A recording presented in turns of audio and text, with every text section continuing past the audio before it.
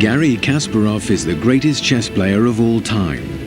A world champion since 1985, he meets other international stars of the chess world 2 or 3 times a year, here in Viskanzee, a Dutch seaside resort surrounded by steelworks.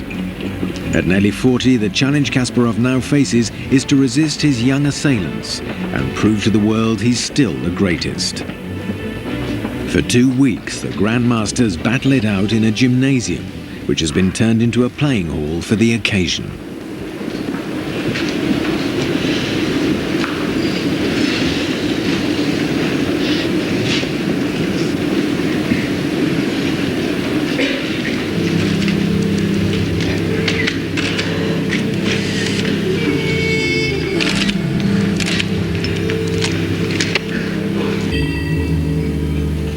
Chessboard in miniature reflects a major conflict of 2 intellects.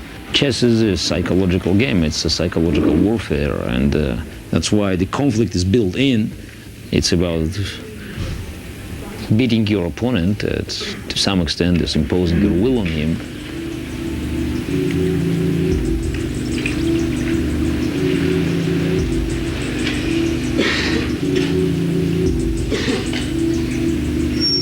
If we are talking about top professional players, it's evident that the character is shown in the games. My chess style is aggressive. I'm very competitive. I feel that I have to win if I'm involved in the battle.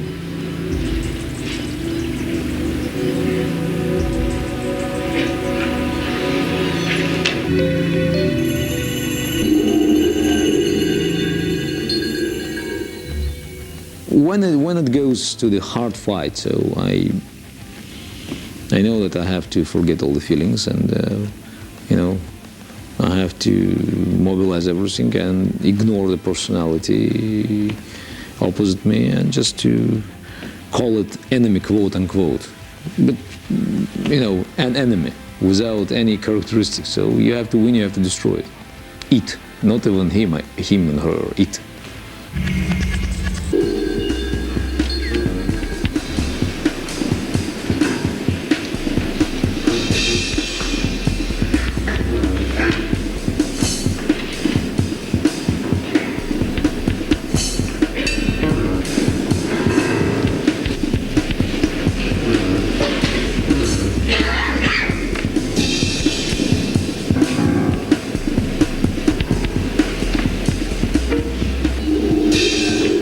Sometimes he makes some faces, he reacts sometimes in a strange way. When I make a move, he can make strange face, so like he didn't expect this move. But okay, and many opponents, they actually start thinking that probably they made a bad move because he didn't expect it. But for me, it's other way around. I'm happy because, then I think that he missed this move. This is a very strong move and he missed it. So I'm happy. No, okay, I'm half joking, but in general, yeah, I don't pay any attention on it. So he likes to smell the fear. And there is always this extra tension when playing him. If you can control this, if you're not afraid of him, it's a very big advantage. Many players are complaining that, you know, you look at my face and you can see a lot of things, but because I live my own life, you know, personally I do not mind what they're doing, because I established a very simple motto in my life. If I play well, I don't care what they're doing, I'll win. So that's why my personal, you know, feelings, my world, my state of mind are far more important than anything else.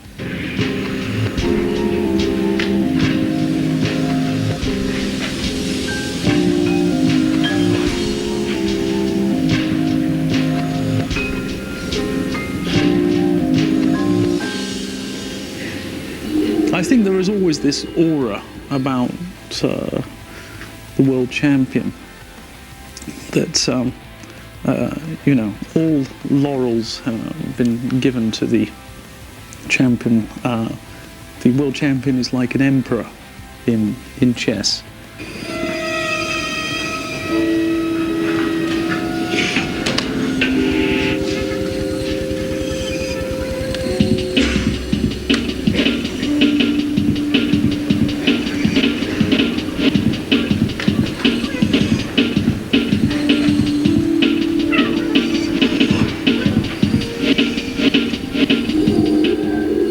very different behavior to other players, but well, I would say that he deserved that we don't complain about it, because okay, he's a great player, and as far as I can tell you, as far as he plays chess so well, everybody would say it's okay, it's no problem.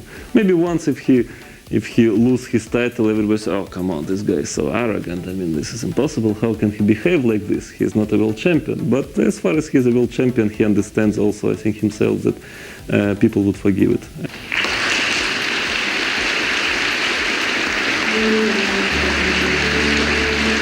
Winner of the tournament once again this year with an impressive score of 9.5 points out of a possible 13, Kasparov has proved to everyone that he's still the best. The prize-giving ceremony seems somewhat modest, at least in the eyes of the man it honors. How could anyone forget 1985? This was the year Kasparov, then aged 22, became the youngest world chess champion in history. He beat Karpov in a match lasting several months. The event made the headlines all over the world. It was the era of the Cold War, and the chess players symbolized the intellect of the two blocs. Having just been discovered by the general public, chess was at the height of its popularity in the press.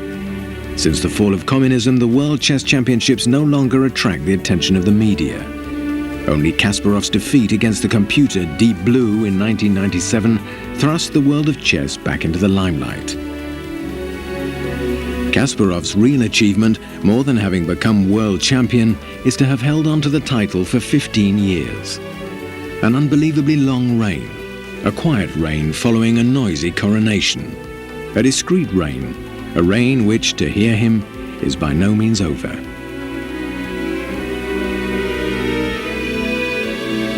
So far, I don't want to think about the moment when career ends. The key moment is to realize that you cannot fight for the title. So far, I don't see anyone who could take the title from me unless, I'm destroying myself.